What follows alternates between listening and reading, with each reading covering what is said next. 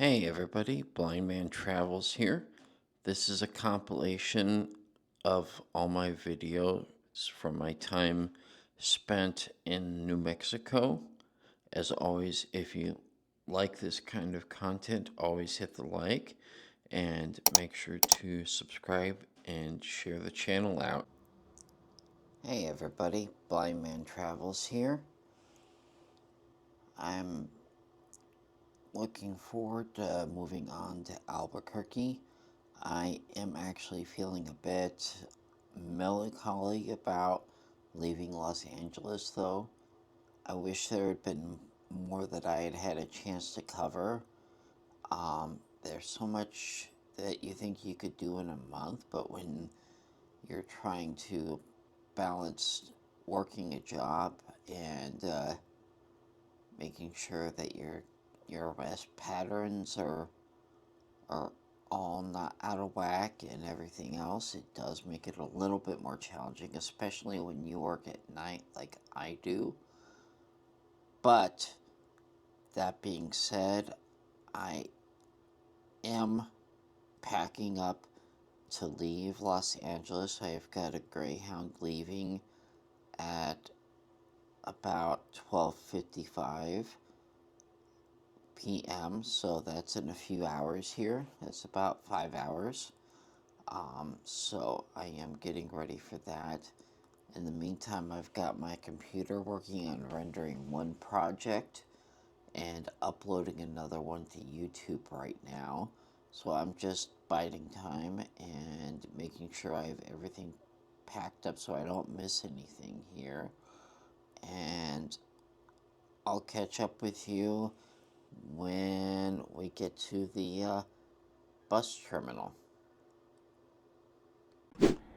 So I took the Uber to the Union Station bus terminal in Los Angeles.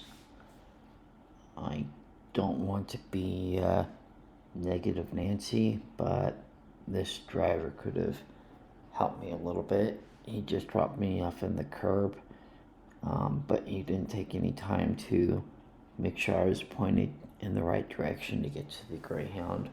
So it was a little stressful just making sure that I did get to the Greyhound so I could get to the proper stand to catch the proper bus. But with a little help, I was able to get there with the help of some Good Samaritans.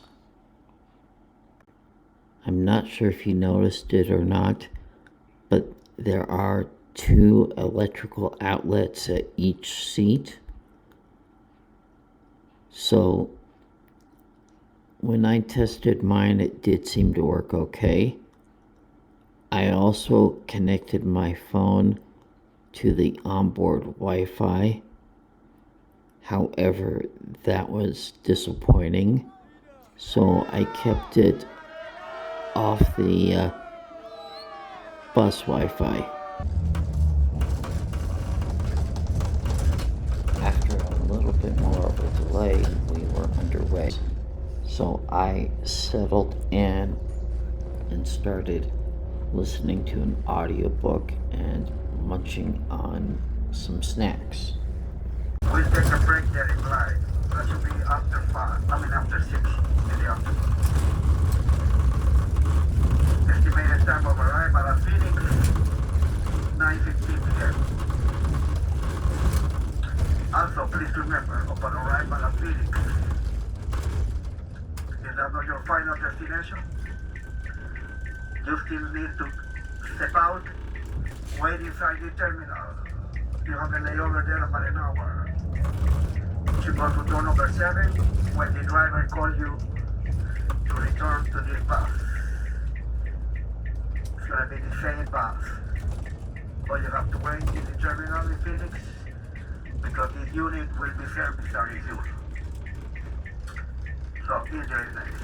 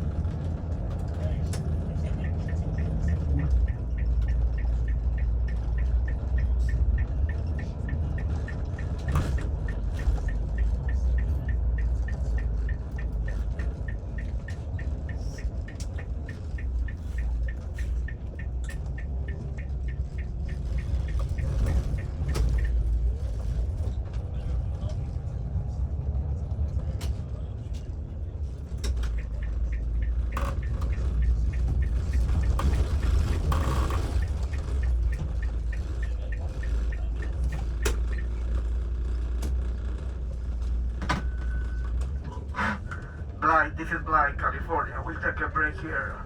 30 minutes, half an hour here. Once again, remember, you're going beyond Phoenix. This is your last chance to grab something to drink or eat on the scale. 30 minutes here. Media hora aquí en Blythe.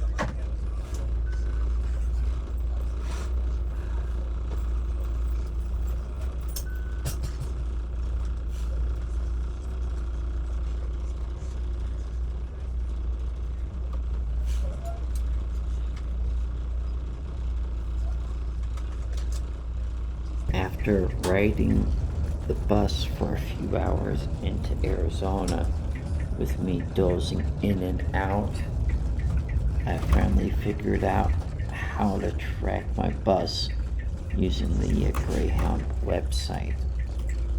I thought this was a pretty handy way of checking the bus schedules and seeing if the bus was actually on schedule or if it was delayed.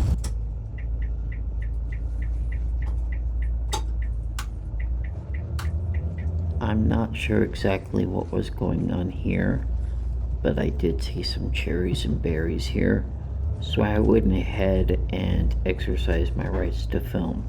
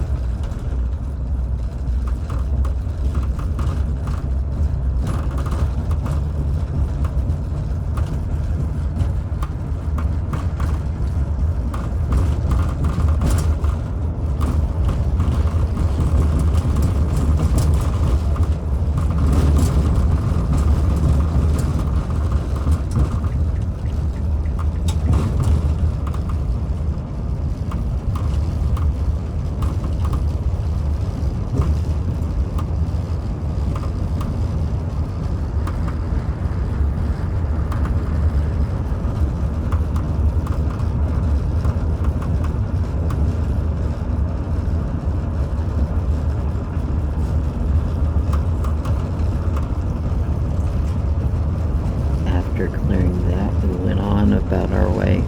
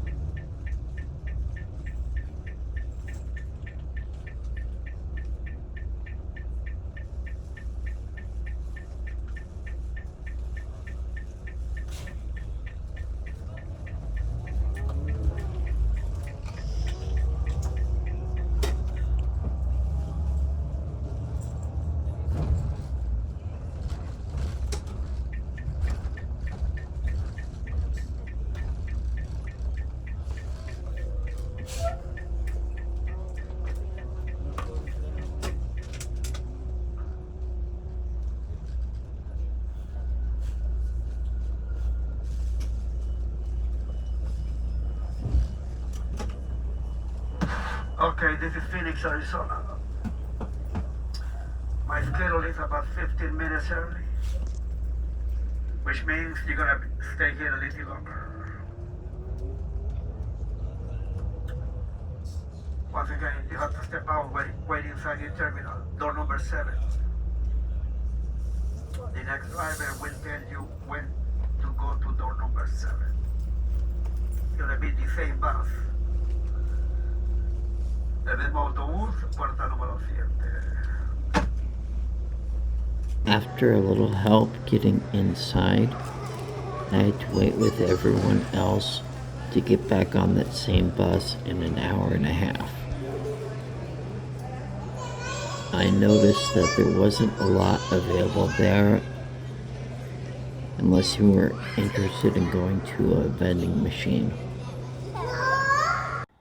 By the way, if you are still watching at this point in the video, it means that you're probably liking this content.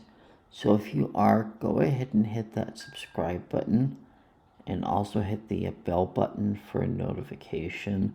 The other thing to keep an eye out for as well is that YouTube is playing a game with the user interface where every time I say hit the like button or hit the subscribe button, those buttons in the user interface should be lighting up.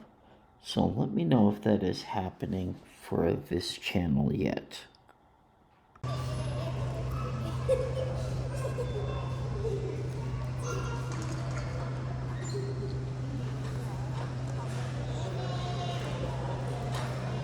Finished, please put the lid down. It does help control the odor.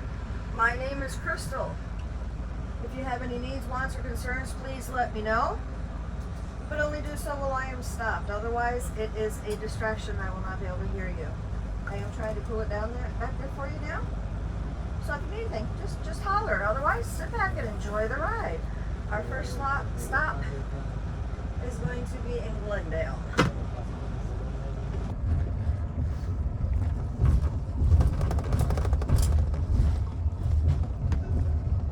This is our Flagstaff stop. Flagstaff coming up.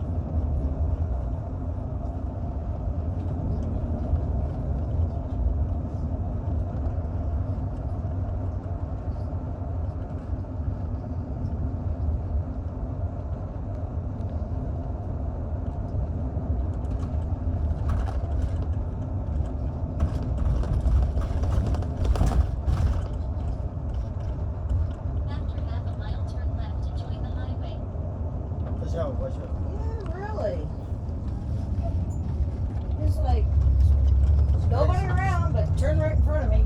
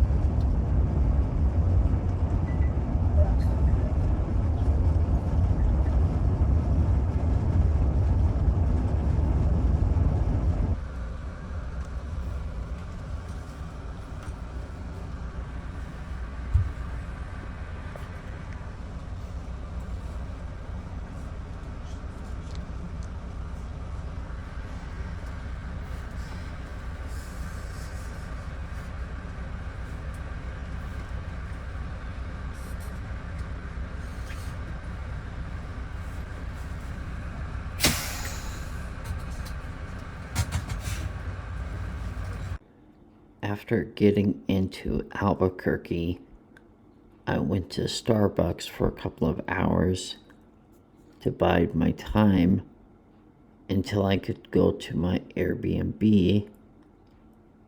And after going to my Airbnb, I pretty much fell straight asleep. So, suffice it to say, that is how my journey went. I hope you enjoyed it. Comment if you've had any unique journeys like this for yourself. Hey everybody, Blind Man Travels here at Frontier Restaurant in Albuquerque. And today we're just going to order some food and see how we like it. Stay tuned. By the way, if you like the content that I am producing, hit the subscribe button and also press the bell button for notifications, and like the video as well. By the way, YouTube is starting a mini game of it, where if I say press the like or press the subscribe button, that should start lighting up in the user interface. So let me know if that does start doing that. So today we got some chicken enchiladas with green chili, and we got some fried rice, and we got lettuce and tomato. So, as the Japanese say, itadakimasu. And we got a Coca-Cola. This time, I got peach flavor to my Coca-Cola thanks to the freestyle machine.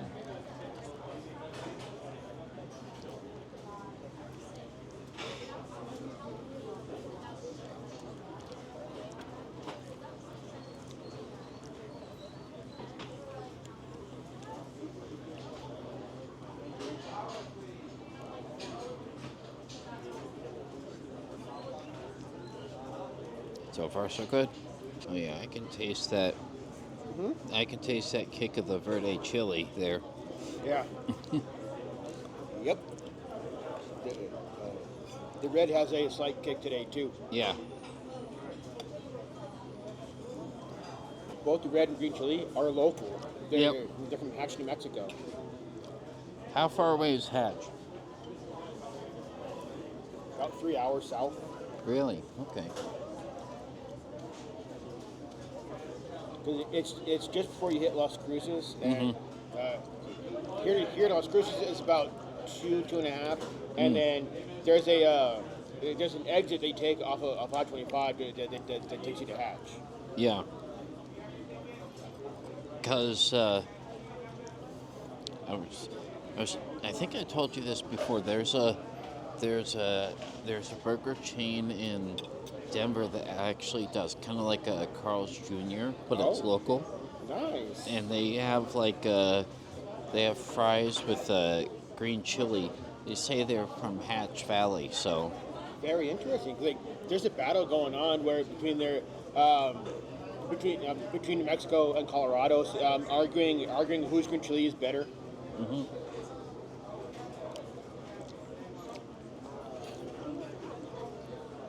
Now, you did say that there were, aren't you talking about this one time? There were biscuits and gravy with, like, green chili in the gravy or something? Yeah.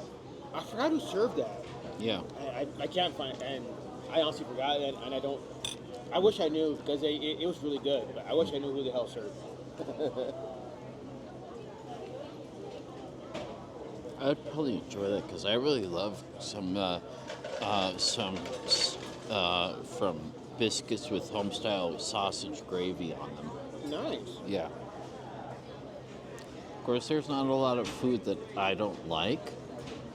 With the exception of things like broccoli and cauliflower. Yeah, I can't stand either of those myself. Yep.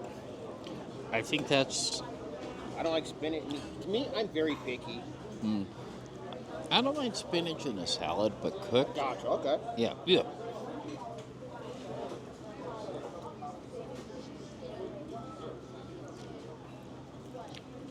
But I think there's something, and this is kind of weird because I like lots of Asian food, and Asian food has a lot of green stuff in it, if you remember. So, the funny thing is that I don't like a lot of vegetables in like Western cuisine. Oh, I got you. Yeah. But when it's Asian and it's all like mixed up in it, Yes, sir. I seem to like that better for some reason. Right. Yeah. Like the chicken fried rice and all that. Yeah. Or General Tso's chicken, kung pao rice, shit like that. Yeah. Yeah. Well, when I was young, I had no clue about Japanese food at all. Interesting. Yeah, 'cause I didn't know anything about Asian food till I went to Korea. Because I don't know if you remember this incident, but George H.W. Bush went on a diplomatic visit to Japan and basically upchucked in the prime minister's lap. Oh no! In like 1990 or 91 or something disagreed with him. Poor guy. Glad that did not create some type of international incident. No. But I remember that just because that was made a big deal of on the American mainstream media at the time. Wow. And I remember it because I was old enough to really be paying attention to that sort of thing back then. I get you. But it was one of those things where I had no clue what Japanese food was like back then. But I I remember Bush was famous for saying that he wasn't going to touch broccoli. Wow. He could have actually forbidden it in the White House, but he didn't go that far. But he just said, "I'm not touching it." Nice. Anyway, guys, these enchiladas are really hitting the spot for me. Hey, everybody. I demolished it. Got this tortilla over here, and I got a little bit of toppings, but that's about it. So I'll come back with my verdict later. So there we go. I pretty much demolished it there. So I'll go ahead and give that a 5 out of 5 canes. Hey everybody, Blind Man Travels here. Today we're at Sparkys Burgers in Hatch, New Mexico. So we're gonna try this green chili double burger with some fries and, oddly enough, a fortune cookie. And of course I got a Coca-Cola, which is kind of typical for me. So we'll go ahead and dig in and give it a try. By the way, if you like the content that I am producing, hit the subscribe button and also press the bell button for notifications, and like the video as well.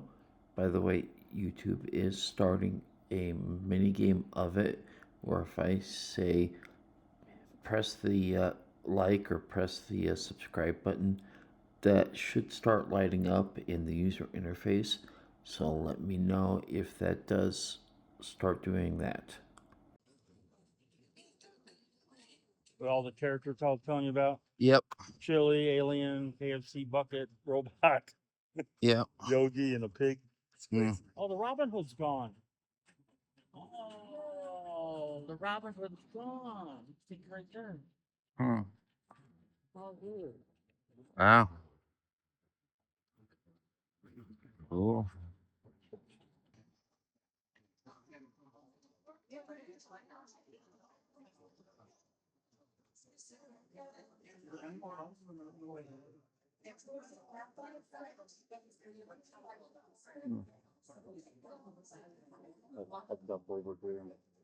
Gotcha. Okay. Hot sauce. Mm.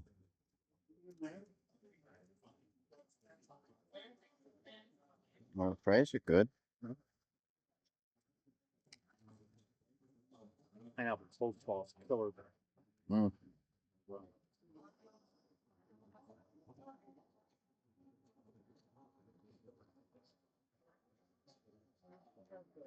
Gotta let it cool down a little bit. Man.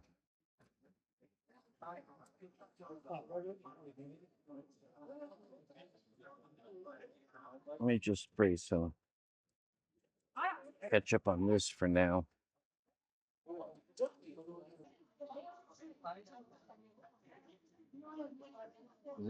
Yeah, that's a napkin holder. Yeah.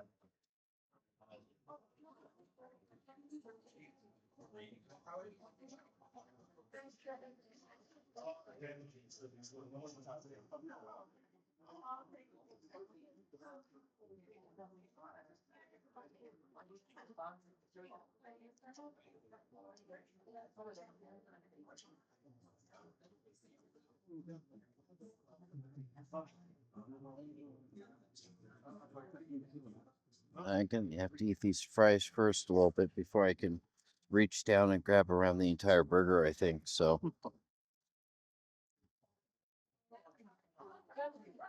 oh, let you know when the fries are done. Alrighty, we're gonna give this a try. That's big.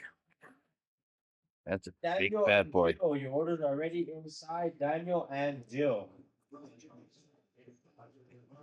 14-ounce burger. Well, it's a double, so 2 7-ounce patties. yeah. That chili is just dripping off everywhere. Yeah. Yeah, I don't think I could avoid that.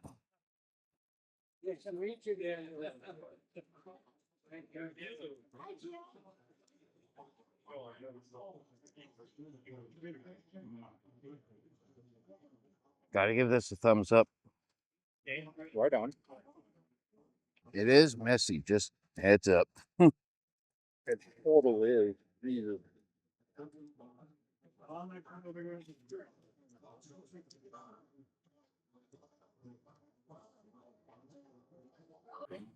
Okay, everybody, I'm down to my last 2 bites here.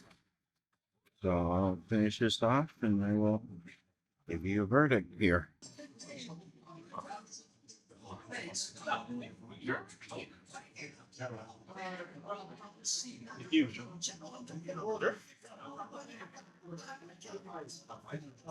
All right, so I'm gonna give that a 5 out of 5 canes.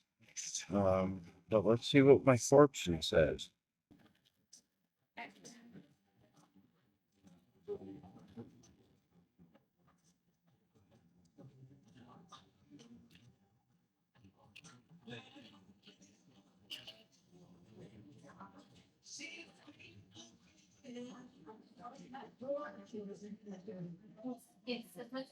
See that lucky, oh, that's lucky numbers. Is there something on the other side? No.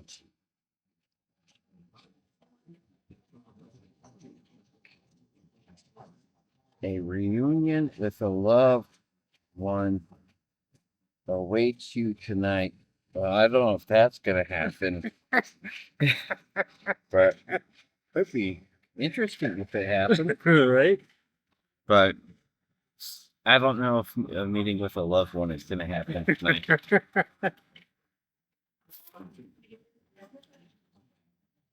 So nice try, but that ain't my fortune. I think we got each other's fortunes. Oh. And what was yours again? Your fortune? Hang on.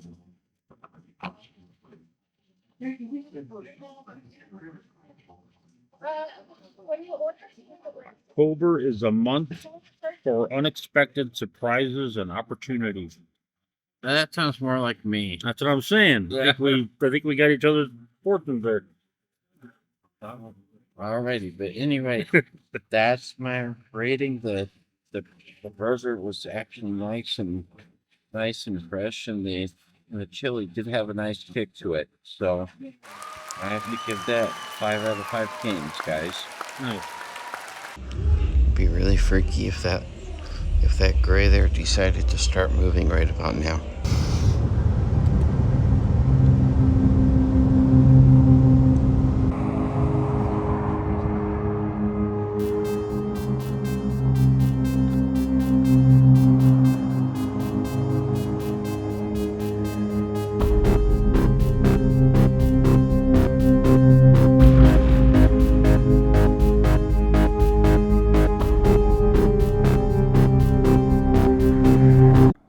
By the way, if you like the content that I am producing, hit the subscribe button and also press the bell button for notifications, and like the video as well. By the way, YouTube is starting a mini game of it, where if I say press the like or press the subscribe button, that should start lighting up in the user interface. So let me know if that does start doing that. That's pretty cool.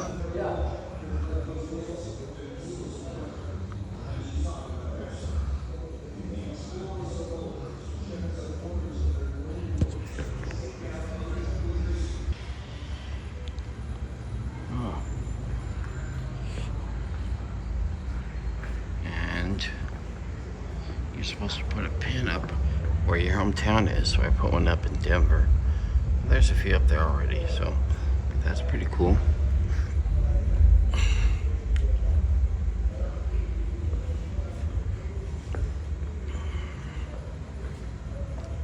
Oh, and it looks like Japan has some some visitors coming here. Japan and South Korea, but it doesn't look like North Korea does. A couple from the Philippines, a few from Australia, a few Kiwis. Very nice. Lots from Europe I saw too. That looks like that's where the landing tracks were.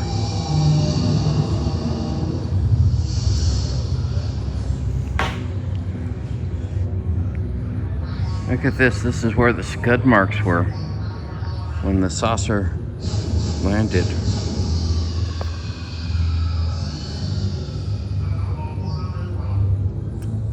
That's pretty cool.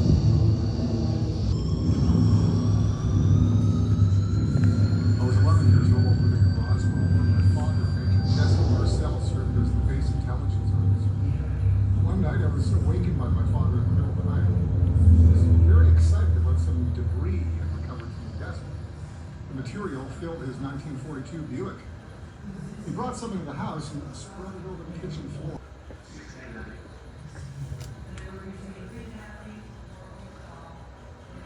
I was a public information officer stationed at the Roswell Army Air Base. I had spent the 4th of July weekend at my private residence. When I returned to duty on July 7th, 1947, someone had reported the remains of a crashed vehicle. Major Jesse A. Marcel, head of intelligence, was sent to investigate. By late in the afternoon, additional civilian reports came in. The following morning, I attended a meeting with Colonel Blanchard, Major Marcel, General Roger Ramey, Colonel Thomas Dubose, and several others. We discussed an extensive debris field in Lincoln County, 75 miles out of Roswell, as well as a second site located just 40 miles north of town. The paper-thin yet extremely strong metal bearing unusual markings was passed from man to man. Each of us voiced an opinion, but... Oh, this is a timeline of the events. That's what this is. Very nice. Very interesting. I'm curious what this is.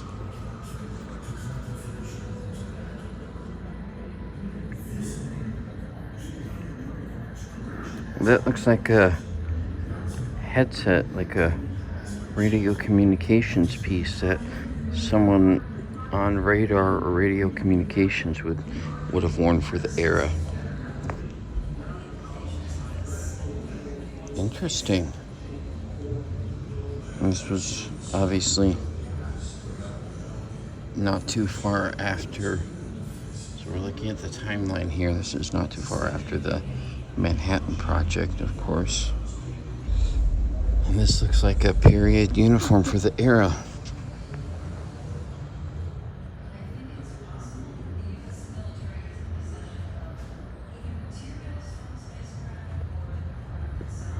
That looks like U.S. Army Air Corps, because he has wings. So I'm guessing it's Army Air Corps. Look at that neck ring. I think that's supposed to imply a pressure suit of some kind, although it's more skin fitting than human pressure suits, even in the modern era. Of course, if there are aliens that landed, they certainly would have been able to make a form-fitting pressure suit.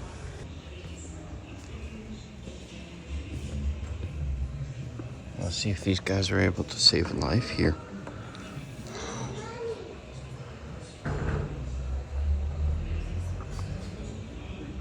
It'd be really freaky if that gray there decided to start moving right about now.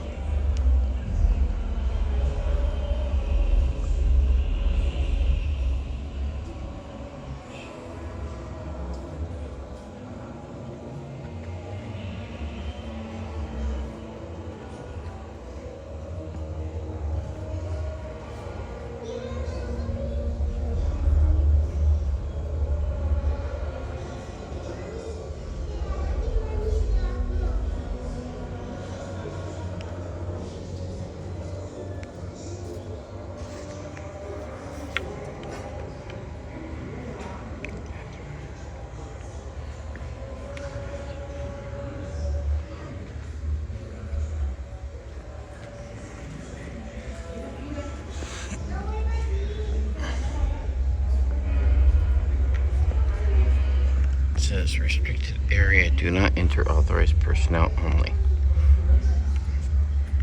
Okay, well, we abide by all posted signage.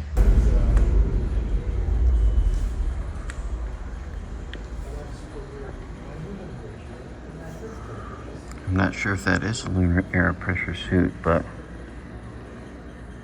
this, yeah, it looks like a lunar air pressure suit, all right.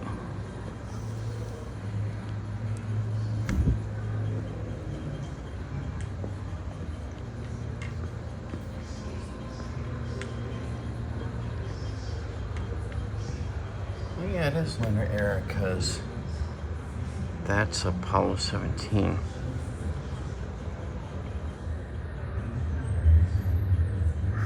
I don't think it's a real flight article though, because the flight articles had more dust on them. This might have been a training suit, but not a flight suit. It looks way too clean.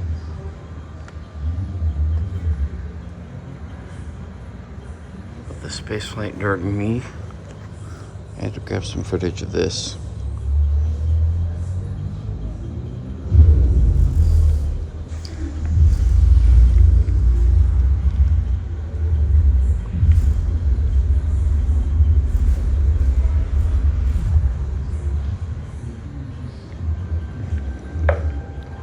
And I don't see a name identifying the owner of the suit.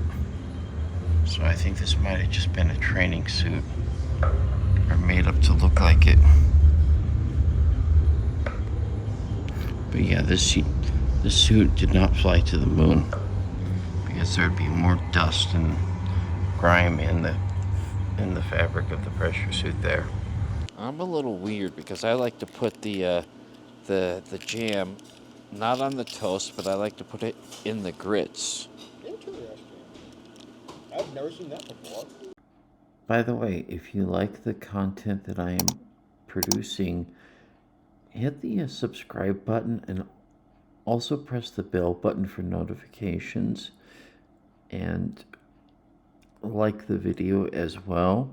By the way, YouTube is starting a mini game of it, where if I say press the like or press the subscribe button, that should start lighting up in the user interface.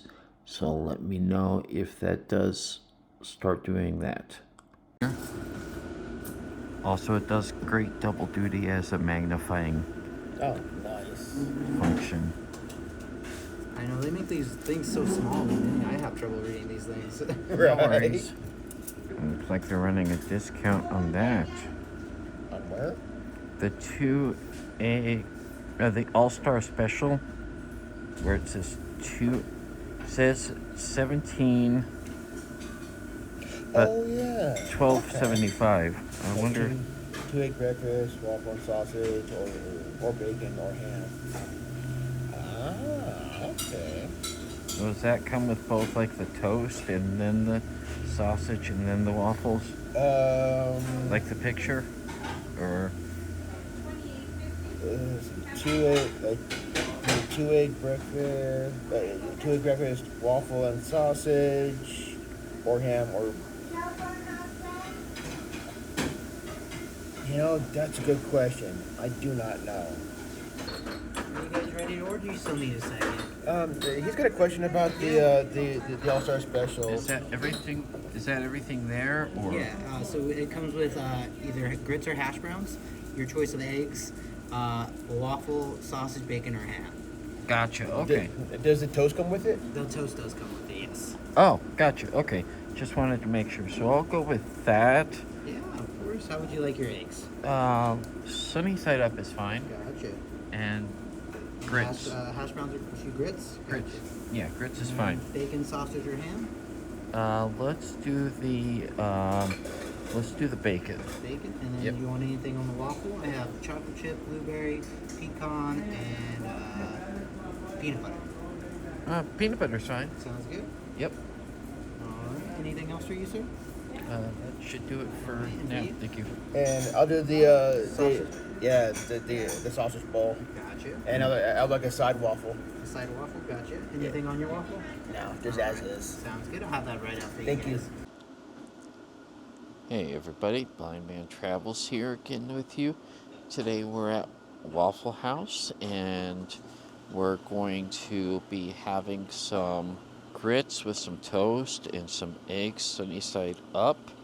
And then we got some waffles here too. So let's go ahead and dig in and see how we like it here. I'm a little weird because I like to put the jam not on the toast, but I like to put it in the grits. Interesting. I've never seen that before. Well, technically grits are kind of like a cream of wheat or something like that. So I know some people like salt in their grits or what have you, but ever since I lived in Florida and I had my first real exposure to grits, I realized I like it better with a little jam in it or a little jelly or something. Interesting. Because I'd never had grits until I lived in Florida. Because I'd never been that far south before. Gotcha. Okay. And that isn't really a thing that you see in the north too much. You see more outright cream of wheat or other things, but you don't see grits. Some people like grits with salt, or if you go down to like Cajun country, they'll have grits with shrimp in them. Wow. Yeah. A lot of Cajun dishes have shrimp in it. Well, yeah, it's that proximity to the water. Correct. Yes. But a lot of people confuse Cajun and Creole. So Cajun comes from more around Lafayette, Louisiana, Oh. and Creole is more New Orleans. Although by now, since people have been living in these areas for over 400 years, just about, there's probably a fair amount of intermixing. Yes, sir. Is there? Oh, there is pepper over here. Oh, yes, sir. Gotcha. Yep, salt and pepper right here. Yes, sir. I like to hit a little pepper on my eggs. I think that bacon is mine. Because what you got is in your bowl. Yeah, so. Yep, the hash browns, egg, and sausage all in one. Nice. And then I got a side waffle. That looks like nice crispy bacon, guys. I can see why you might like to come out here.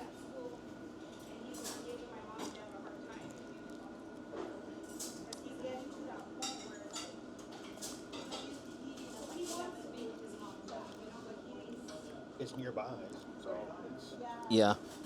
good food, nice atmosphere, decent Yep.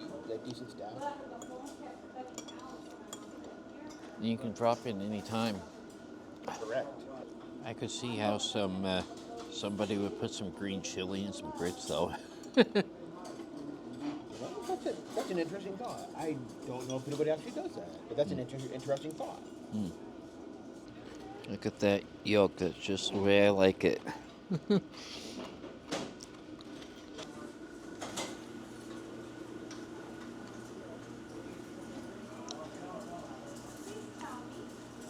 Oh, there's lots of toast.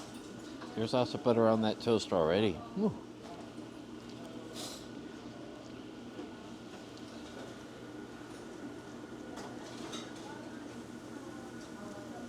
Yeah. You're a faster eater than me today. I'm hungry. Nice, good job.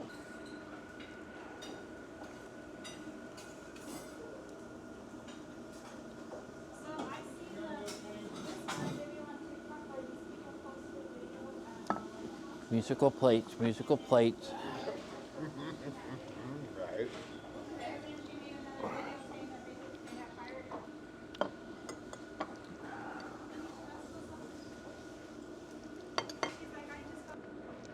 See, there's my waffles with peanut butter, and I got some more bacon right there, so.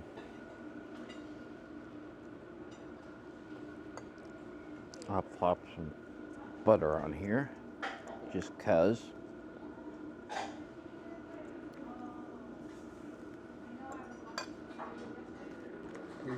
Here's your syrup right here. Oh, it is? Okay, thank you.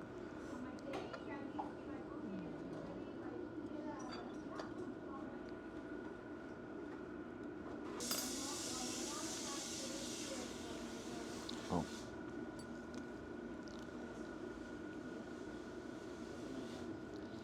Oh, it's a little.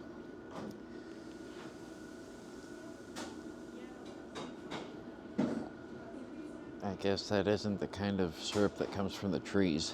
No, it's not.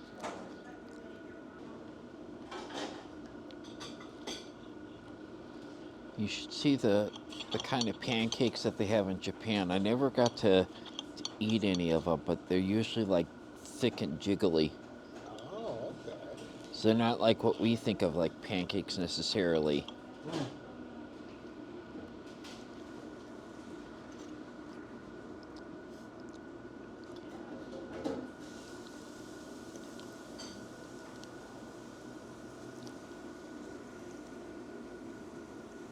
That's really nice with the peanut butter on it.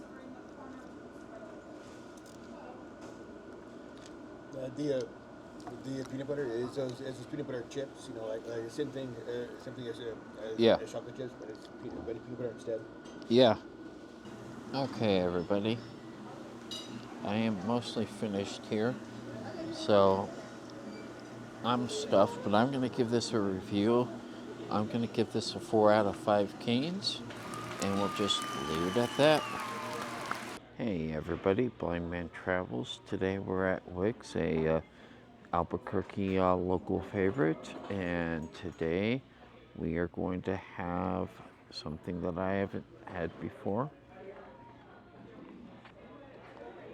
So that is the New Mexico Benedict, which is just like a normal eggs Benedict, I believe, except it has red and green chili and cheese on it, so it's more of a local flavor. And I don't normally drink a lot of coffee, but today I'm gonna have some coffee. So let's dig in and see how we like it. By the way, if you like the content that I am producing, hit the subscribe button and also press the bell button for notifications, and like the video as well. By the way, YouTube is starting a mini game of it, where if I say press the like or press the subscribe button, that should start lighting up in the user interface. So let me know if that does start doing that. Alrighty.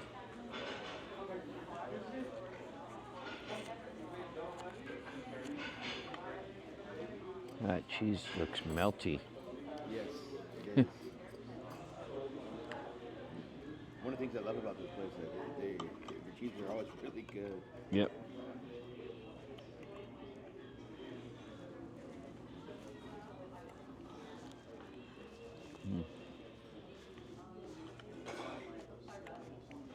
Oh yeah, that chili does have some kick already, so.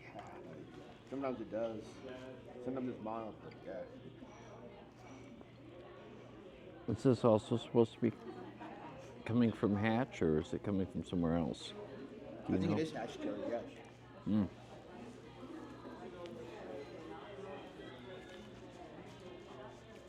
When I was out there with Duke, he showed me where all the chilies were being out drying, or would have been out drying. Oh, nice. Although I don't know when the season is for the drying, but I bet you can smell it from miles away. Yeah, usually the fall. Oh, gotcha. So we're coming up into chili season. Yeah. Nice pork. These dishes usually live up to their name, like full belly favorites. Yeah. They definitely live up to their name. That's why I didn't want the 4-egg omelet. I do know my limits when it comes to food. Nice.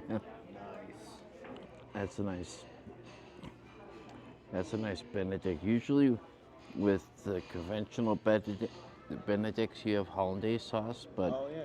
I don't think you need that with this kind. No. Look at that yolk there, guys. That's just running into it there.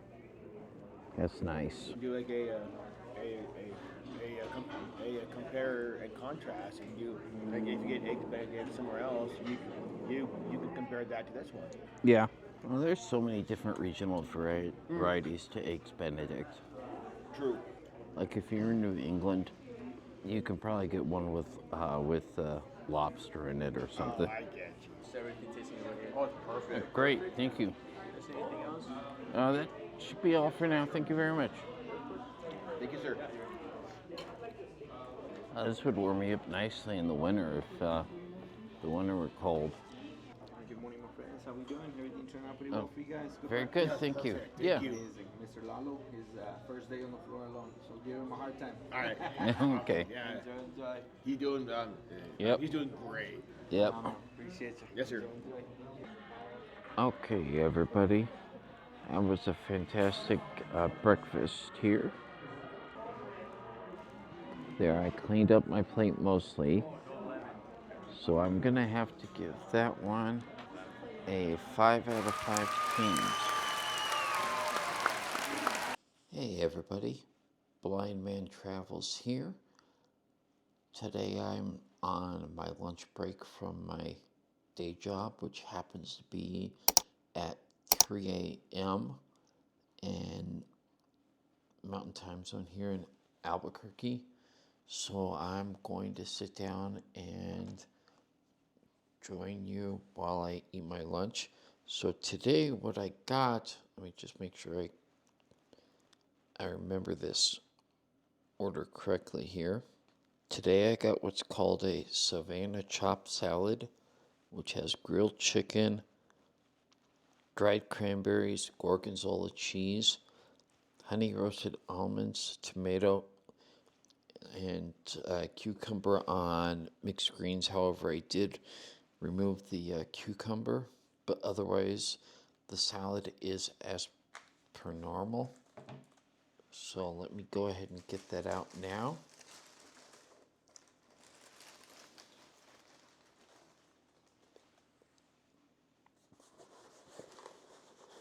And along with that, I got a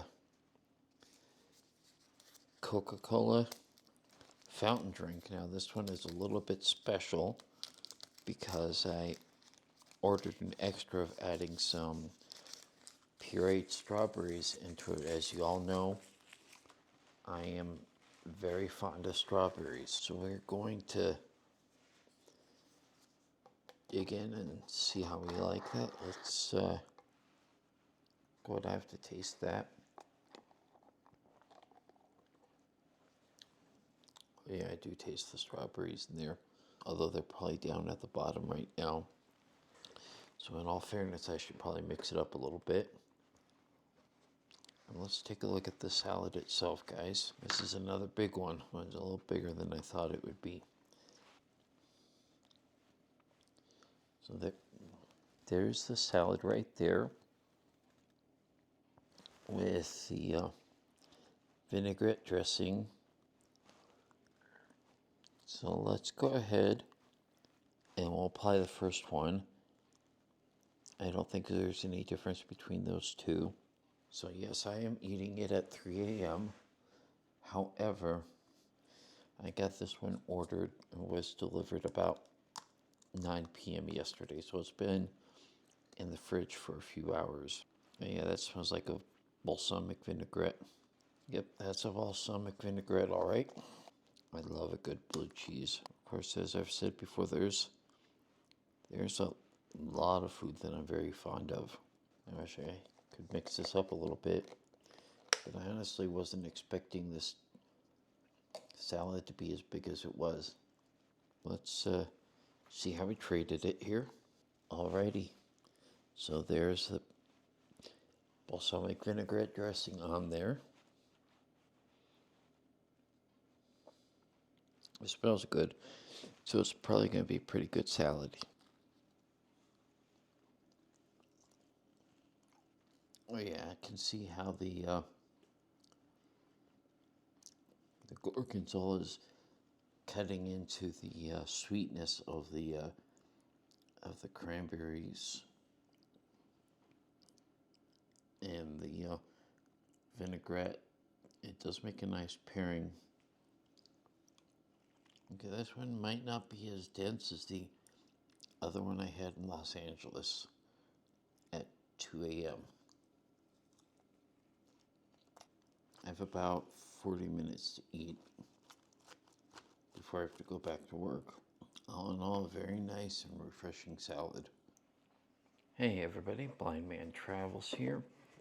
Back again. I had to go back from lunch, so it took me a little longer than I planned, but I did finish this salad here. Just because of how big it was, I knew that was going to happen. Just because of how big it was and that I don't eat too fast. So, that being said though, just to show you here,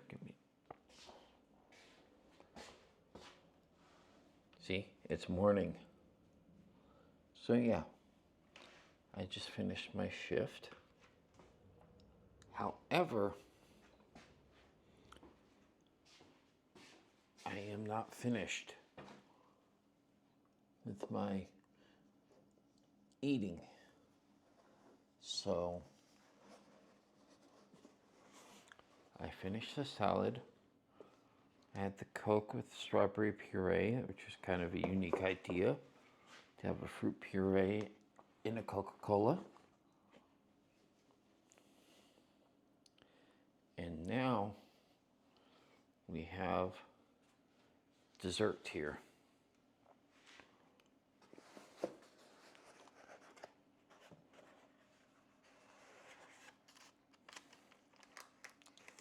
Oh yes. And this is one of my favorite kinds of desserts, guys.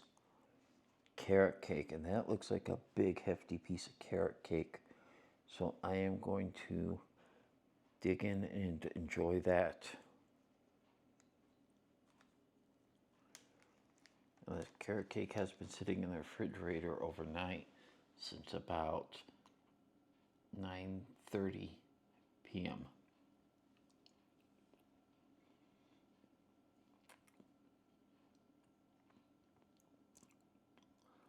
So that's pretty moist there. Yeah, I love this carrot cake. I think it has pecans in it. That's kind of common for a carrot cake, isn't it? I'm sorry if you have difficulty digesting products with gluten or products with nuts in them, because this is really nice carrot cake.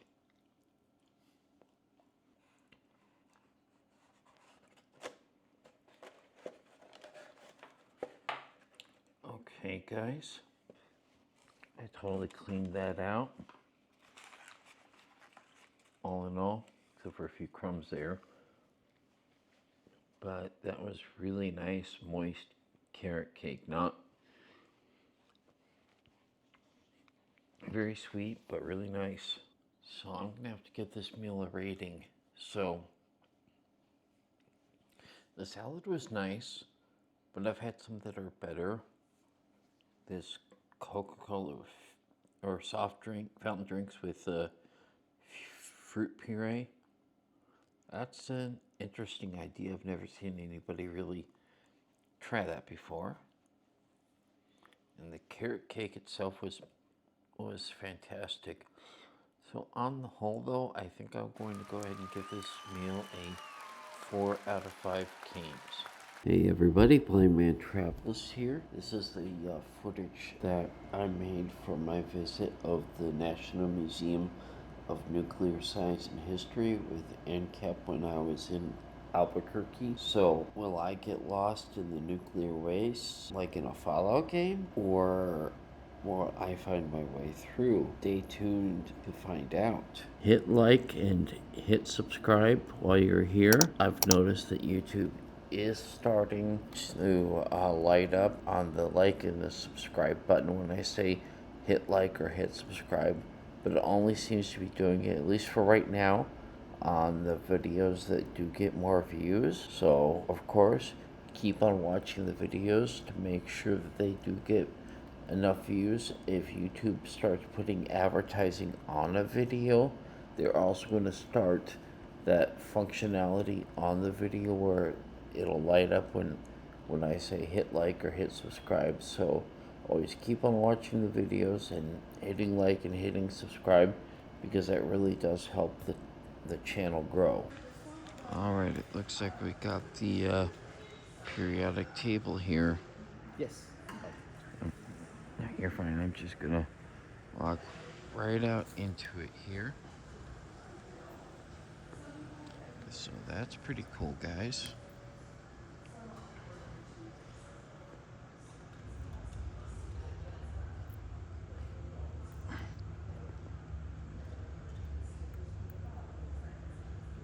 Oh, that's aluminum.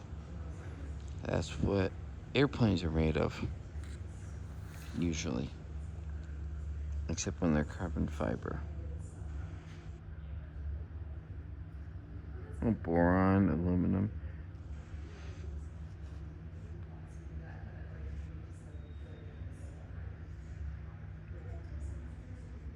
Selenium.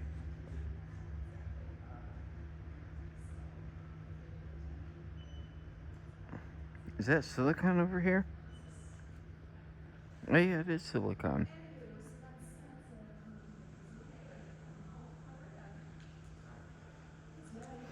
Carbon, nitrogen, we're getting into the gases. Oxygen, sulfur. It's all very, very cool. It's a nice touch to have it in the tile here. Based in astrospace. Okay.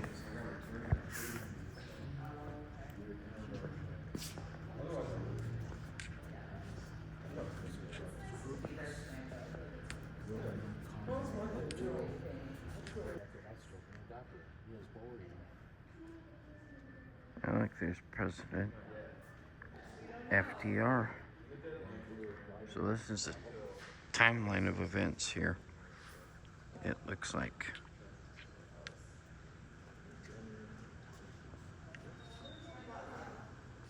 So, pathway to discovery, because the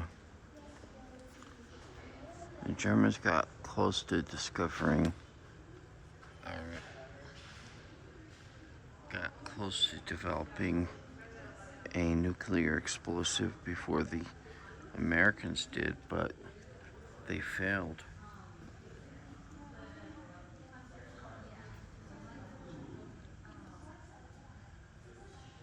So this is just a, Marie Curie. Theory of radioactivity, and apparently she was dead because of her experiments on herself by interacting with radioactive substances, if I remember my history correctly. There's a young Albert Einstein before he got famous for his messy hair, although he wasn't conventional even back then. And this was what I was talking about, who would be first. November 1938, two German chemists, Otto Hahn and Fritz, I'm not going to try to pronounce that, conducted experiment whereby they bombarded uranium atomic number 92 with neutrons. They expected the uranium atom to capture a neutron and grow into something larger, atomic number 93. Instead, they were shocked to find that this bombardment resulted in the production of beryllium atomic number 56. Appeared the uranium atom had split, which was a theoretical impossibility at that point in time. If I remember, Einstein, of course, was living in Germany, was where he did a lot of his his work, and he happened to be Jewish, and he was able to leave in, I want to say, 1935, if I'm not mistaken. So this was the Einstein letter, the infamous Einstein letter.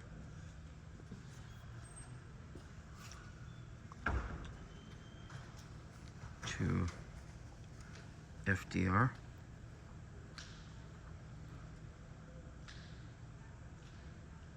Let's see if I can get this to focus in. Dr. Albert Einstein. Yeah, it wasn't that one's not from FDR. I don't think.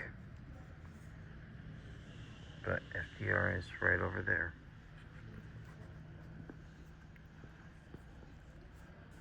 So, if we got a timeline of events. That's interesting.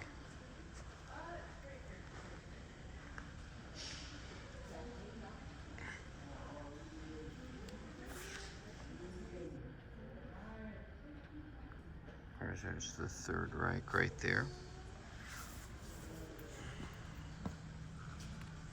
And the leader of the Third Reich.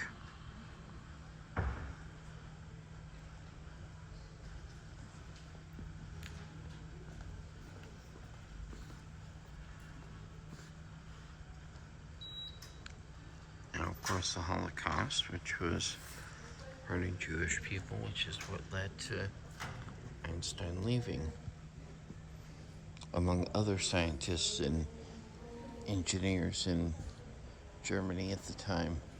Huh. This looks pretty cool. This looks like some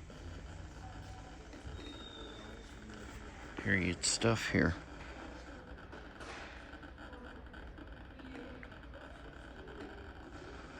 Is that supposed to be a Geiger counter there?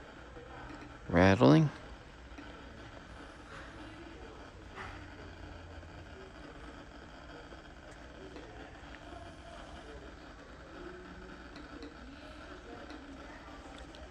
Sure sounds like a Geiger counter to me.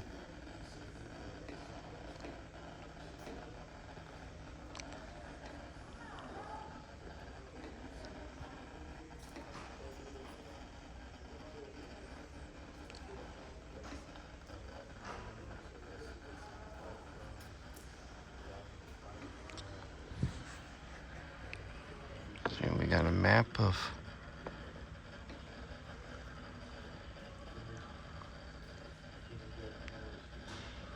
that's New Mexico, and that's the bombing range just north of El Paso there.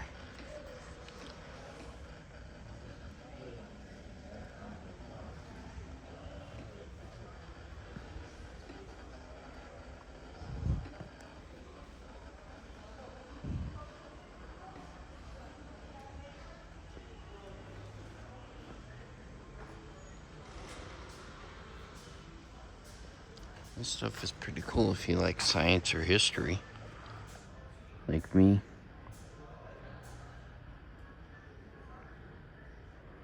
Research Committee Office of Scientific Research.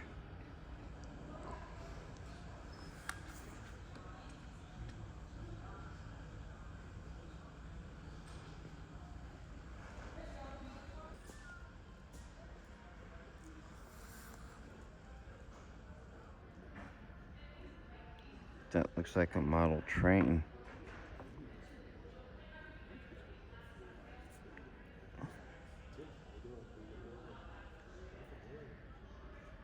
I can't really read that, but it looks like it's designed for shipping materials.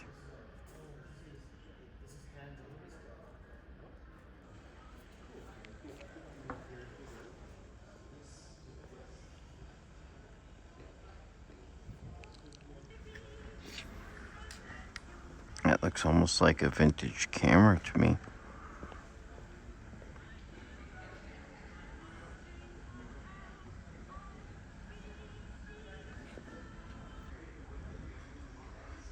Looks like those are testing stands.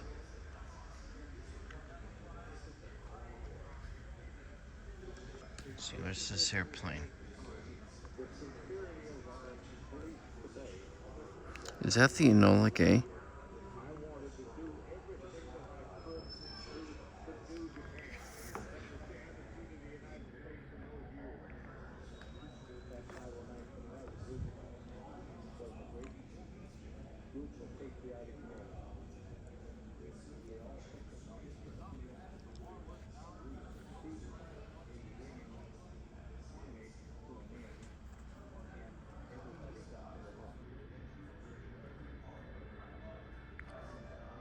Yeah, that's the Enola Gay. The pilot named it after his mother, because it happened to be his mother's name was Enola Gay.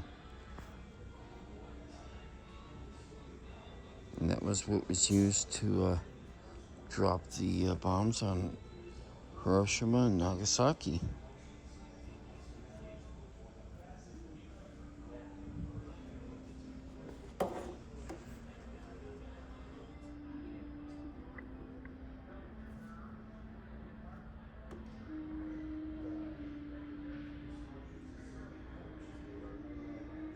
I can't tell that.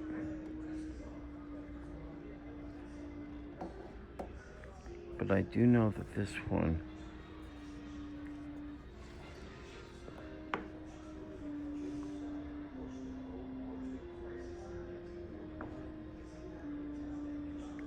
does say Enola Gay on it right there.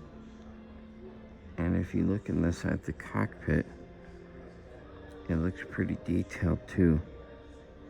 So that is pretty good.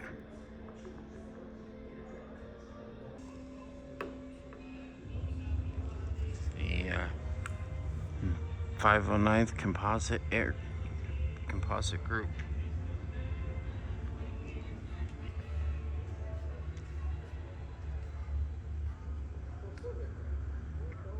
I don't know if I can play this, but I do like the it says please do not touch. Okay, I'm not touching it. It's a vintage Zenith radio. But that's really cool. That probably took a while for the vacuum tubes to warm up in it.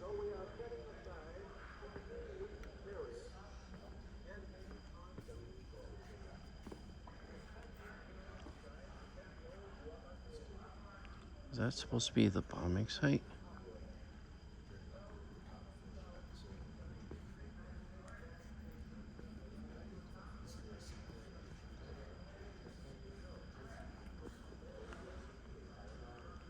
I can't tell what kind of gear that is, but it sure looks like a bombing site or something that you would find in the... Yeah, that looks almost like a bombing site. Suppose they could drop a bomb in a pickle jar. Not like that really worked, but yeah.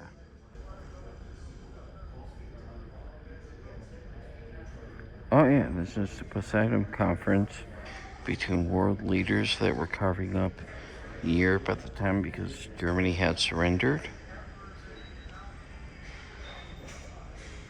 When they were getting ready to drop.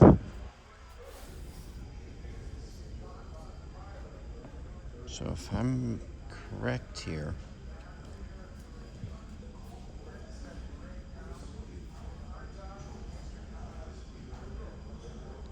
that's probably a replica of Fat Man right there.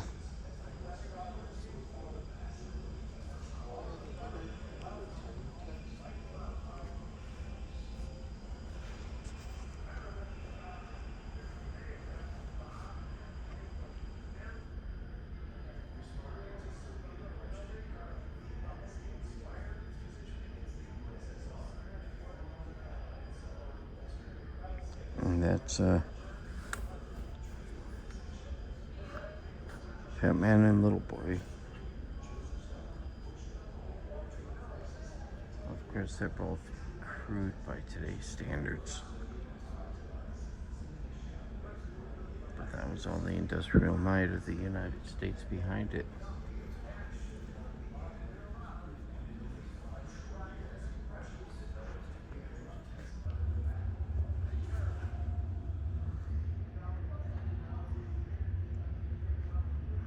The 1942 Packard Custom Limousine.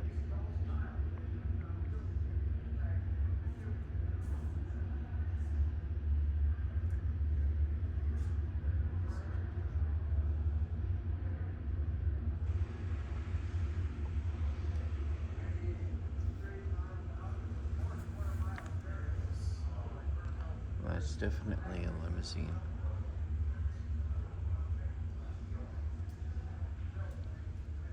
That looks like a really big car, too. Really heavy.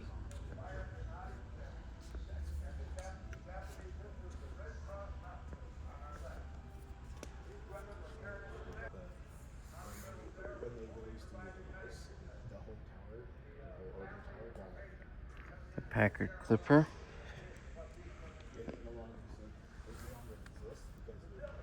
That's still a huge car.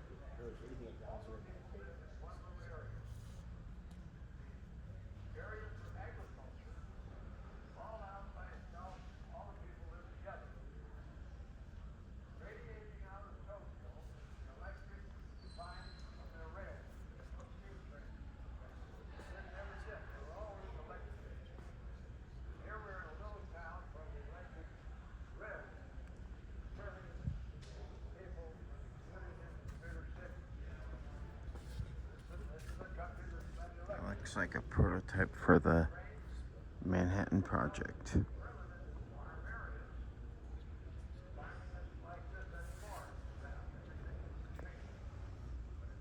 Look at all those wires there.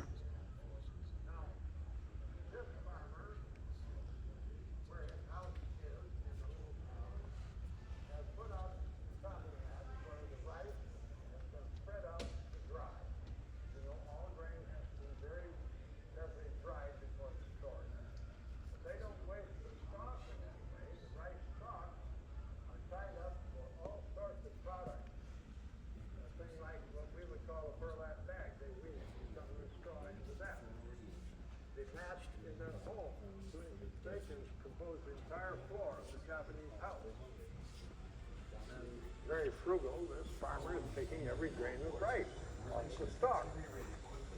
Then those stalks are put up on bars in his yard and will dry for a week or two before they start working.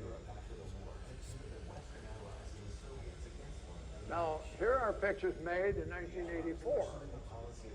The Fukuya department store is where we made the other pictures. But they have built another 2 or 3 stories up and have a new modern building.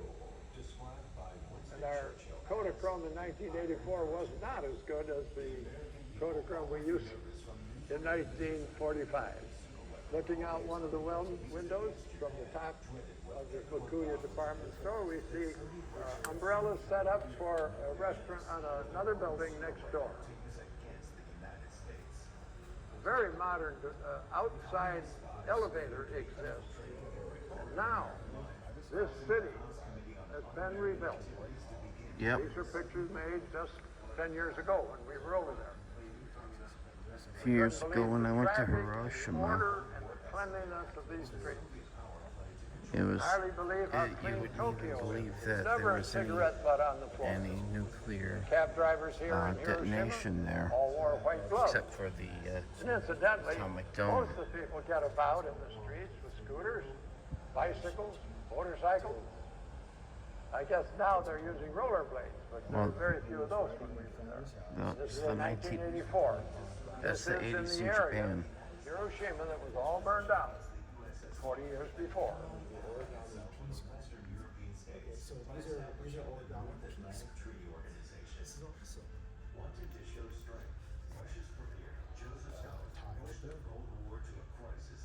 Occupation and Reconstruction of Japan. I could talk a lot about this. as I've been to Japan. Edwina, how you doing? Welcome in, man. Welcome in.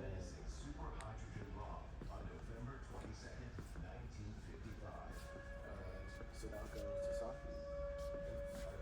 I'm here with Blind Man Travels. Make sure you select the name as well. Blind Man Travels. Modern day Hiroshima. Hiroshima. Fully recovered and is now a very healthy Peruvian city. Yeah, you wouldn't even believe that there was any atomic destruction there if you went to Hiroshima now. I believe it. Yeah, based on the picture there, there's no based on the picture here, there's no resemblance of it at all. No, they have the they call it the atomic peace dome or something like that. Okay. And it's like deconstructed as it was because that was right above where the explosion happened, but they've left that in a ruined state. But most of the rest of the city, if not all the rest of the city, is pretty much like any other modern city in Japan. So nice. Yeah.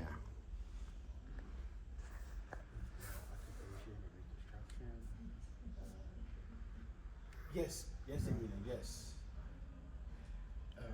Blind Man. Edwina says hi. Hi, Edwina. Yes, I am streaming on my third channel. But yeah, Edwina. Following the end of World War II, relations deteriorated quickly between the United States and the USSR, one-time allies against the Nazis.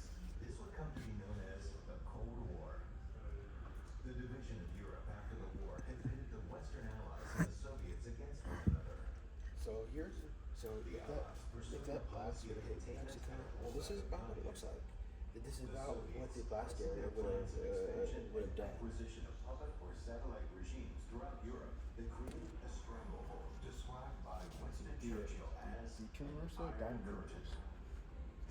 On July 16, 1945, Central New Mexico, Hiroshima Basin witnessed the world's first detonation of a nuclear weapon.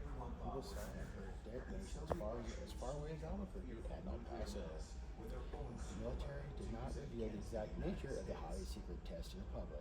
Instead, a cover story of an explosion at an ammunition storage facility was invented by General Leslie Groves, the head of the Manhattan Project. It was not until the war that the exact nature of the blast became known.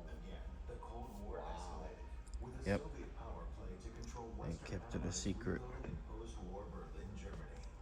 The result was a Really, Edwina, really? as the Western allies put forth a massive relief effort called the Berlin The nuclear weapons complex.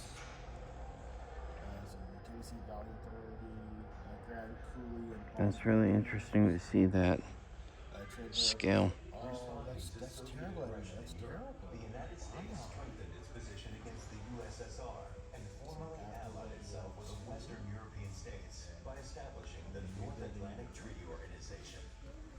Wanting to show strength, Russia's premier, Joseph Stalin, pushed the Cold War to a crisis in 1949 as he ordered a test detonation of the first Soviet atomic device, sending a shockwave throughout the United States and There's a ramp here, so careful there, Blind Man. Okay. I'm with you. showdown began. And in only 5 short years, World after World War II. test a menacing super hydrogen bomb on November 22nd, 1955. Civilians and casualties. The Grand Coulee and Bonneville dams after World War II. And all the protesters against the war. Yeah, all wars are illegal. And then this is a video of various commercials at the time.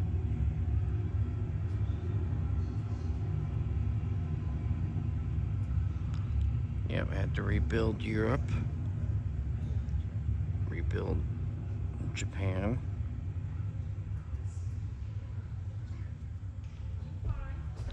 Of course, the thing to remember is that Harry Truman had only gotten on the ticket because FDR, they knew FDR was dying, So they put Harry Truman on the ticket because he was a moderate within the party, and he didn't have any experience.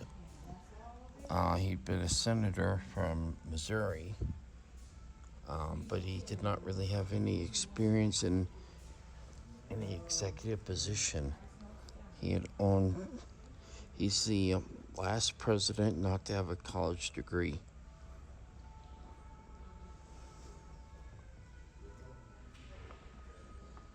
But for not having a college degree, he did okay for himself. Operation Downfall and the Invasion of Japan. It was planned. I think that's that's Douglas MacArthur, who was pompous because he wanted to run for president in 1948. And Chester Nimitz.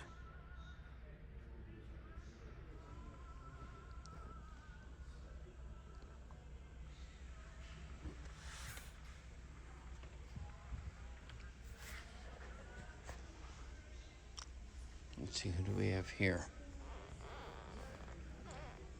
This looks like the defense of Japan. I got you. Let's see. Oh yeah, because Japan was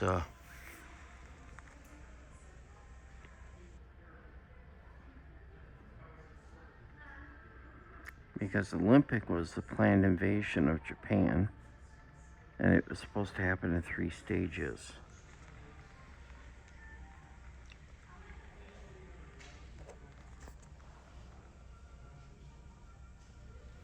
Civilians, yeah.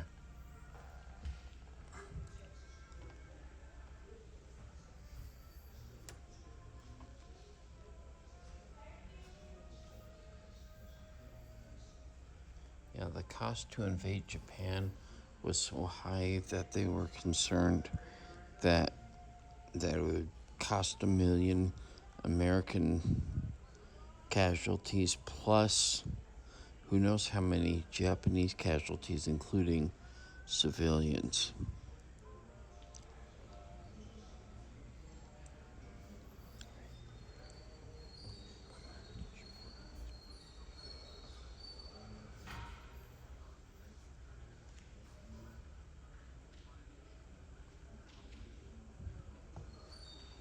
Let's see, what do we have here?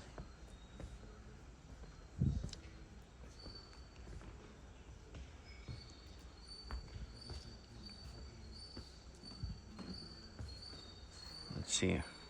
We got the Cold War covered here. Although we got the Union Jack in there too, because technically there were 3 powers at the war, but the Brits were declining.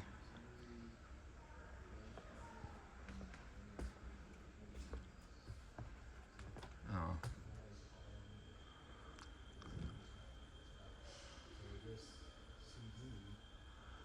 I can't tell what language that is in, but it looks like a propaganda poster.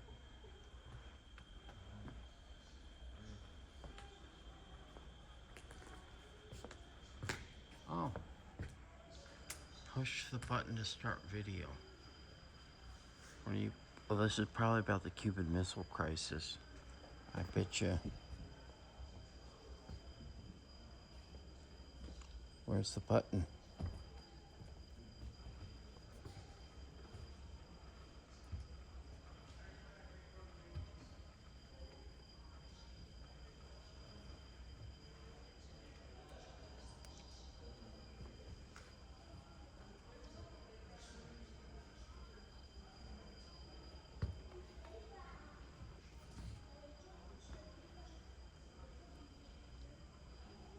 Yeah, that's not a button. Right there, that's just like a cloth.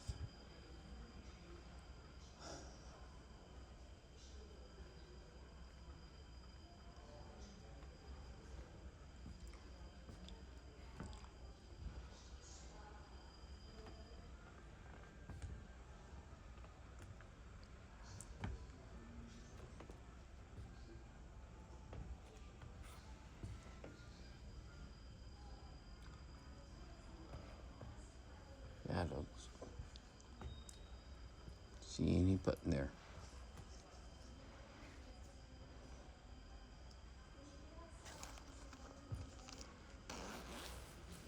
Maybe it's this one over here. Let's make sure. There we go. I'm gonna sit down on this bench here. Following the end of World War II, relations deteriorated quickly between the United States and the USSR, one-time allies against the Nazis. This would come to be known as the Cold War.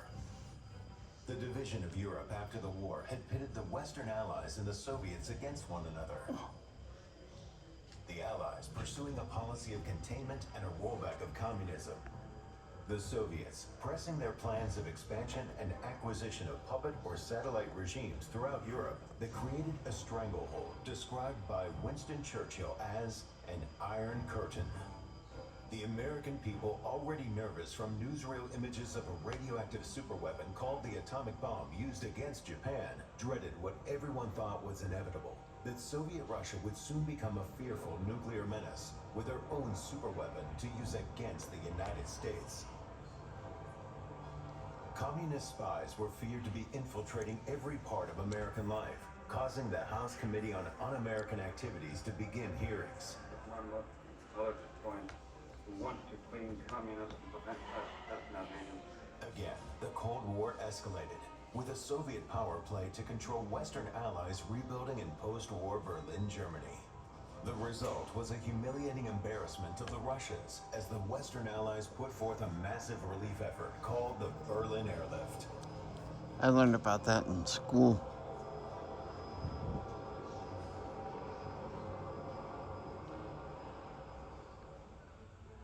Responding to Soviet aggression in Europe, the United States strengthened its position against the USSR and formally allied itself with the Western European states by establishing the North Atlantic Treaty Organization.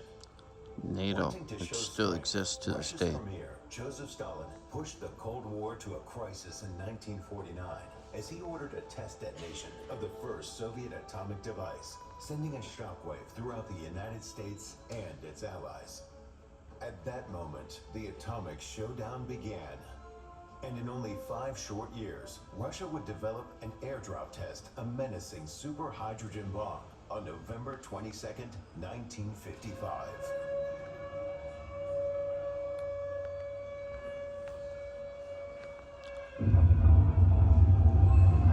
Wow.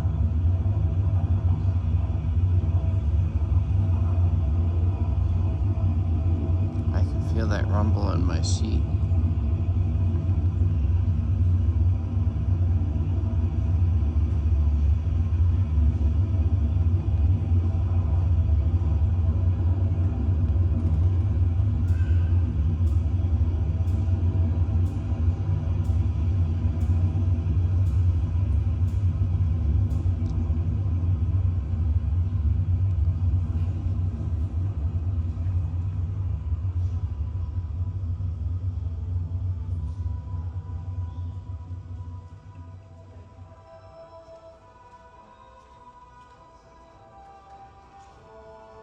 The battle for nuclear superiority had begun.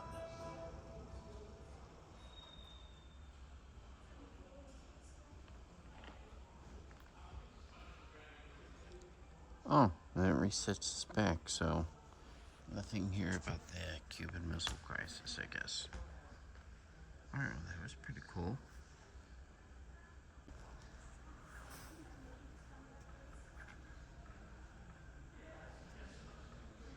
Is that supposed to be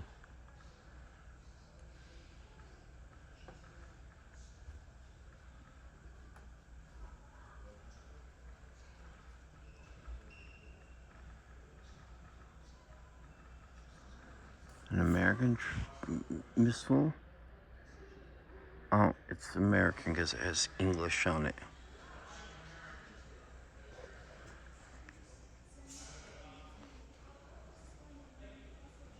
I got you.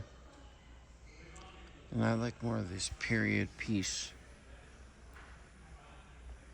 stuff here that looks like radioactive sign.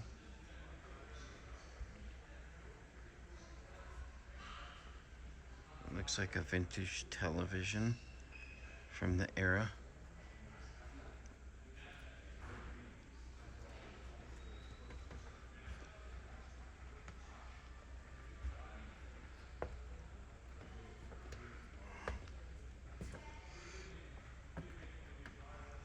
These look like hard hats and other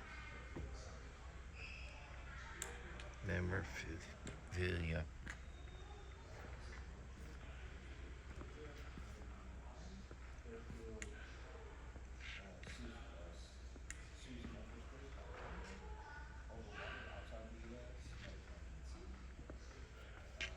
And it looks like we started refining our design to get it smaller.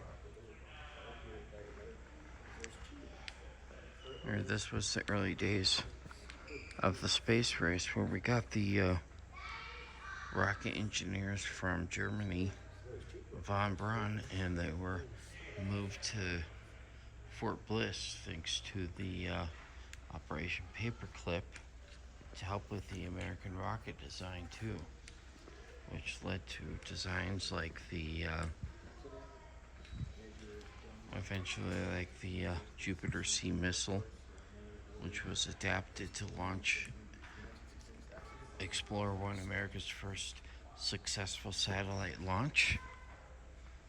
But at the same time, the Soviet Union had their own rocket engineer, Sergei Korolev, who was developing a design with the promise to the Kremlin leadership to make it for missiles, but all the time he wanted to launch satellites too.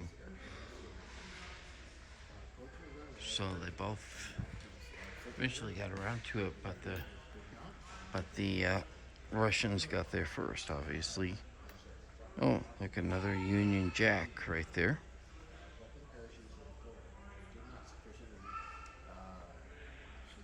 Stop the fall because of low altitude. It was stopped, but the bomb broke loose because of air turbulence or accidental pull of the release mechanism. The high explosive component of the Mark 17 exploded and created a crater about 25 feet across and 12 feet deep. Fragments and debris were scattered as far as 1 mile from the point of impact. Recovery and cleanup operations were conducted and remediation measures were made at the event of the crater. No radioactivity was found in the area. Wow. There was a broken arrow here in Albuquerque. Yeah. It's crazy. Did you find anything about the Tsar Bomba yet? I don't know if this museum has that, but it'd be interesting because it's the largest nuclear detonation in human history. Wow. And it was in 1961 by the Soviets. Oh, okay. And they dropped it, and the parachute was deployed. It slowed it down, and so that the flight crew had enough time to get away. And then it detonated like 10 miles up or something like that. But they actually throttled it back. They only gave it half of the explosive potential that it could have had. But it's still the biggest detonation ever done on purpose in human history, and nice. it's called the Tsar Bomba. Okay, nice. So, thank you for that tidbit of information. I did not know that. Yeah, the historian in me always finds interesting stuff. Absolutely. Pieces of lead, pieces of aluminum, pieces of carbon, pieces of steel. So I'm getting various pieces from the wreckage.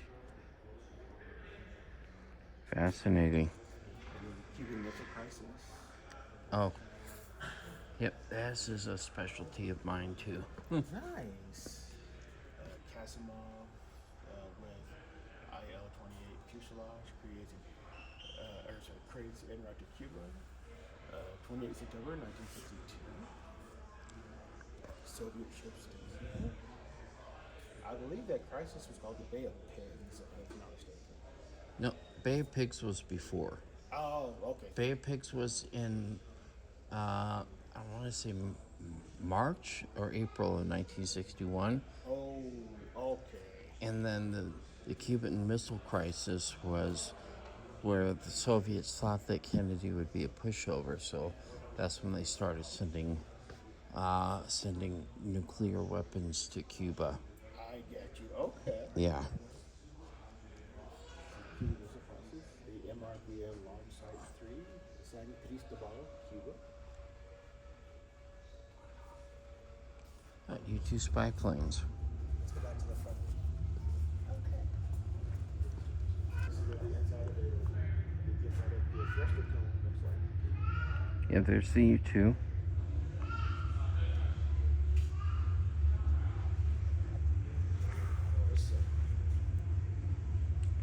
And that's a lot of the footage that was sent, the photos that were brought to President Kennedy at the time. Huh. What is this? That looks like a standard Jeep, but red.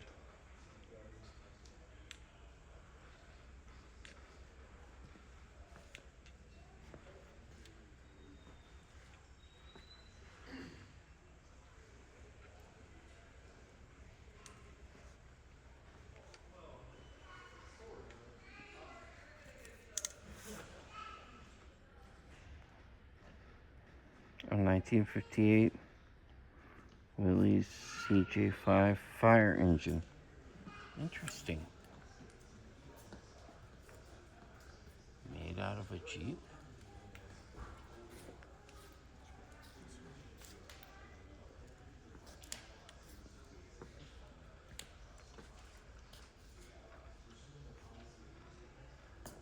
Oh, I'm not sure what this is.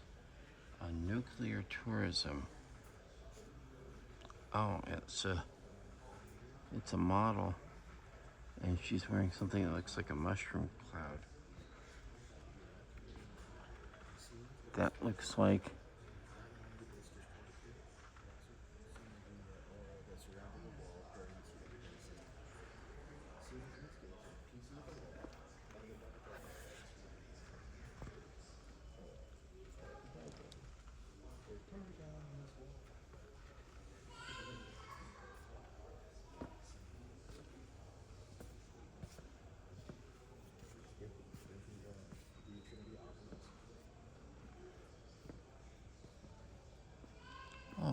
interesting. My gimbal finally died, so that's why I'm using my hands to carry the phone. Export Lines officer uniform.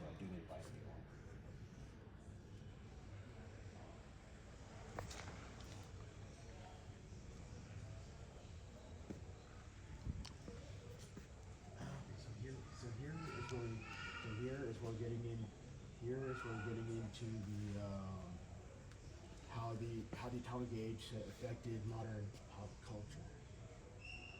Yep. With various movies like Damnation Alley, Beneath the Planet of the Apes, Mad Max, the China Syndrome, Atomic Energy Lab. Don't forget. The Radium Fad. Don't forget bikinis. Oh, to the Florida Keys, that's right, yes. The bikinis were in Bikini Island, yes. Yeah, Bikini Atoll, where a bunch of the testing was done in the Pacific. Correct, yes. Hence the stories of the Big Lizard. Yeah. Why am I drawing a blank on his name? Godzilla. Thank you, Godzilla. Yeah. Yeah, that one. Yeah, but Bikini Island in the atoll in the Pacific, and that's when they thought nuclear power was cool before they learned about it. And this French designer designed a bathing suit, a two-piece bathing suit, and called it Bikini after the island. Wow. Yeah.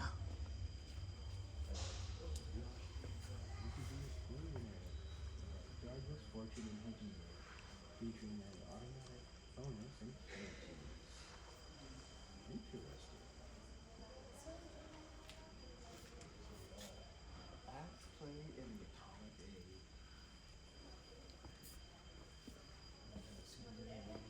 There's more pop culture stuff came out of that.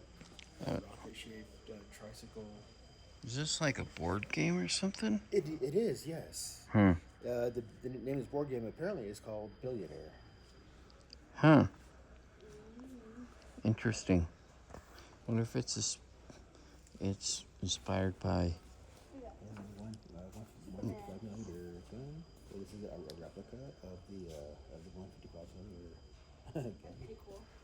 Wonder if it's inspired by something like Monopoly or something like that.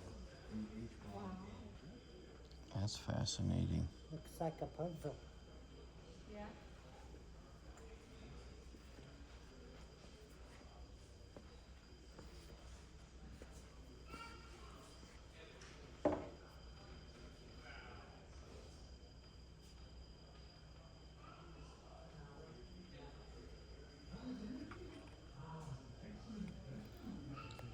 Very cool.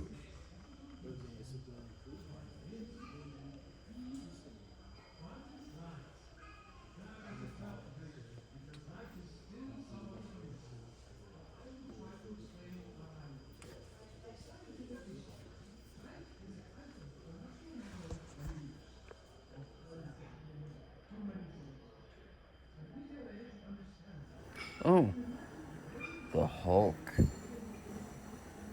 Because the original Hulk was a nuclear detonation. The original comic book Hulk of the TV show. This is a very detailed model.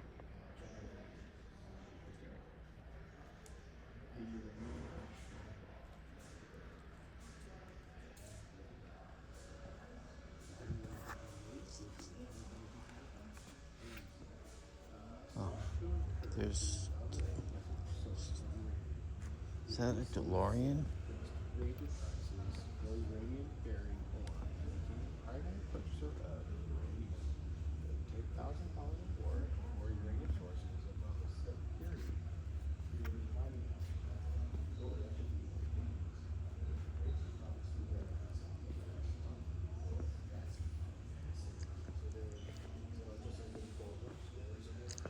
Hey, look, guys.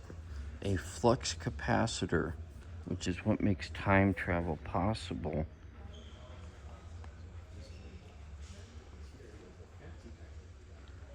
But remember, we need a nuclear reaction to generate the 1.21 gigawatts of electricity. 1.21 gigawatts. Although the movie pronounced it the wrong way, they should have said gigawatts instead of gigawatts.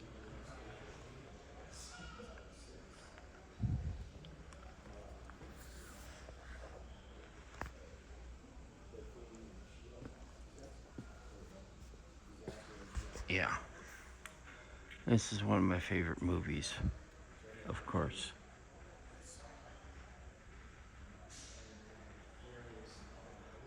Oh, Arco, Idaho, the first city to be lit by atomic power. Hey, I need a nuclear reaction to generate the 1.21 gigawatts of electricity. 1.21 gigawatts! Yep. Fun fact, if you go to, there's a car parts store. I forget which one it is, but if you look up part number 121G, it shows one of these. A flux capacitor? Yeah, it actually says flux capacitor, and it says not available. But it's really funny. But anyway, yeah, one of my favorite movie trilogies of all time.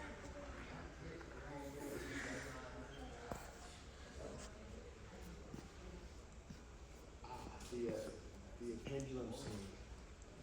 I see what you're saying. There. You're saying if you swing it, swing it. Swinging these. Is this like an Einstein puppet? That's interesting. And then over time, what happens? Like they will start, because rotational planet. They will start like undulating like a snake. Yes. Oh, what's this right here? That looks like that's this. Oh, that's the out. Yeah, this is a balance our nano future. Balance the blocks on the table. Put each one where you think it belongs. Okay, so the diverse blocks are underneath. Oh, gotcha. So the very you take the various blocks that are on the table here, and you put it on this balance. Yeah, see how this thing tips. Very easily, yes. So you have to try to balance. You have to try to keep this thing in perfect equilibrium. Mm. And I'm sure the various blocks here weigh different amounts. Yep. Interesting. Sunlight. Oh, okay. So this is. Okay, these. Ooh. Oh, this is solar panels. Okay. Okay, so sunlight in the morning. That one doesn't work. Okay, so evening. Okay, so noon. Okay, so that one works for sunlight at noon, and then sunlight in the evening, showing how the positions of the sun and how they affect solar panels. So probably the one in the morning, I guess the bulb must be burned out on this one. Gotcha. That's kind of cool, though.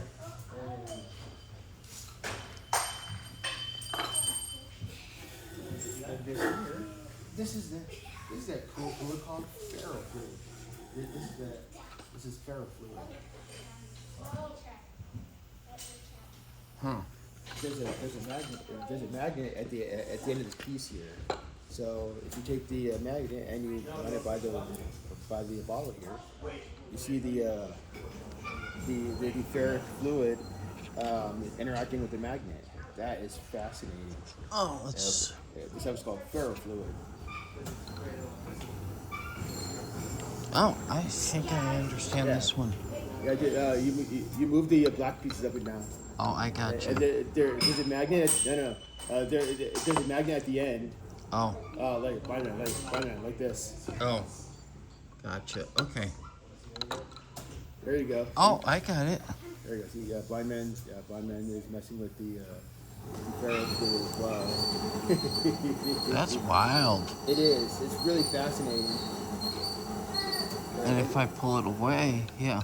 It's a very fascinating substance called ferrofluid because it's got a lot of ferrous iron pieces in it. Fe being the symbol for Fe is the element symbol for iron. Therefore, ferro, F-E-R-R-O. So it's got iron. It's got Look iron at that, it's pieces, dripping. inside the fluid. If I let it go, it drips away. Yo. Exactly. That's science. Yeah. Blind man can do science sometimes. Yeah. I wonder what happens if I manipulate one and you manipulate one of the other ones directly across. Ooh, interesting. Let's see what happens. There we go. Do it at the same time. Alright. There we go. Oh, we both got little clouds. Oh, neat. That is fascinating. Yeah. Oh, there. Some is, if I pull it away, there it goes to you. Now it's coming back. Yeah. It's like gravity, kind of. Correct. See, and then I pull it away, and it all goes back to. It goes. That's the power of magnetism. Yep.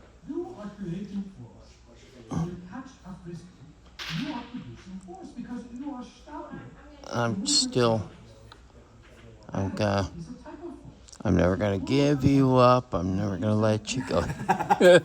Right, absolutely. Yeah, this ferrofluid is really fascinating. Wow, that's fun. If I hold it down there for a while, it picks it all up. Yep. Yeah.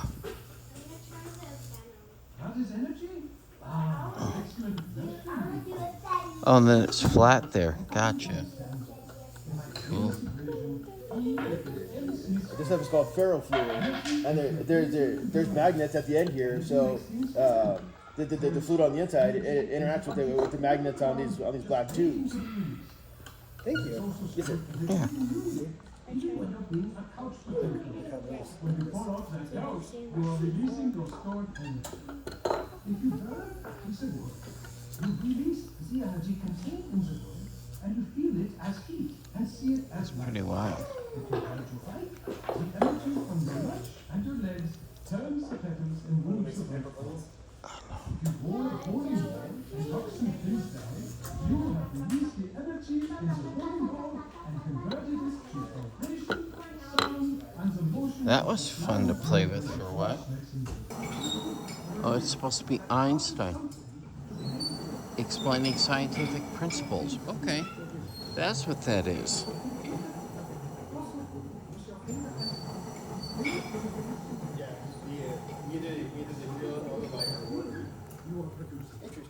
Well, When that's you push your wheel down, pull open the door, or pick up your lunchbox, you are creating force. When you catch a frisbee, you are producing force because you are stopping the movement of the frisbee.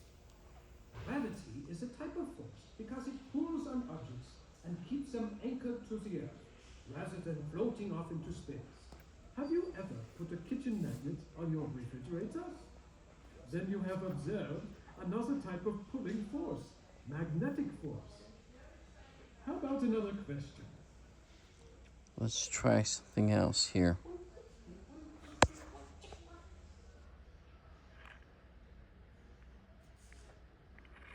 Okay, Einstein.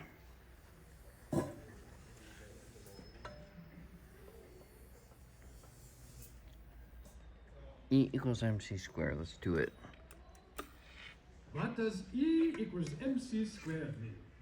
Yes, I thought you might ask me about that. Back in the day, that was the famous formula that made me a household name. It was 1905, my miracle year. A storm broke loose in my mind, and I made a discovery about the relationship between energy and mass. I realized that mass and energy are equivalent and can be converted into one another. The mass of an object is its energy content. Put another way, material objects are a sort of frozen energy. Mathematical equations are scary, I know, but stick with me. My equation simply shows that we can measure the amount of energy in any object if we know its mass. First, we calculate c squared, which is the speed of light times the speed of light. That is a humongous number. Then we take the object's mass and multiply it by the humongous number. The answer is E, the amount of energy stored in the object.